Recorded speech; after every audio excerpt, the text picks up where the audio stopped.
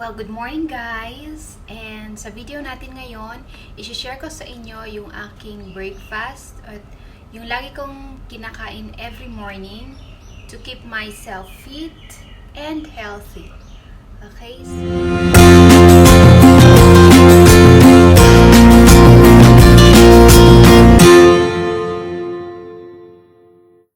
Ito lahat yung ingredients for my breakfast.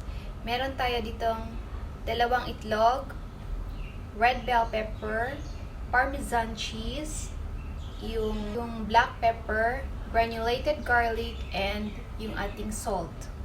Okay guys, so samahan niyo ako mag-prepare ng aking breakfast.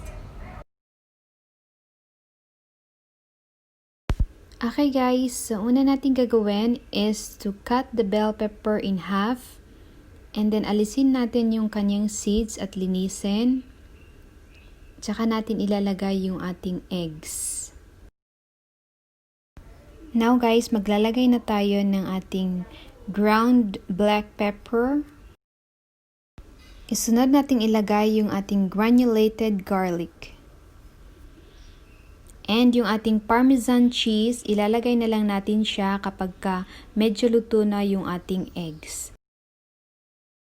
So now at 180 degrees, i-bake natin yung ating bell pepper egg boats for 20 minutes.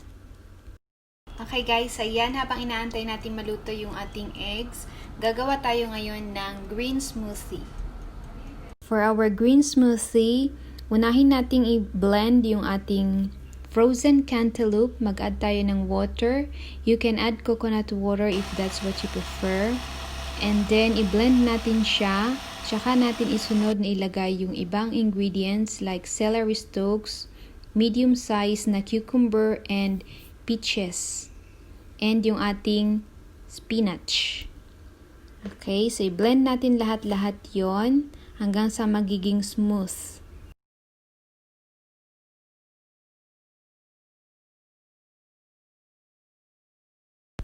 Okay, so luto na yung ating egg boats. So maglalagay na tayo ngayon ng parmesan cheese.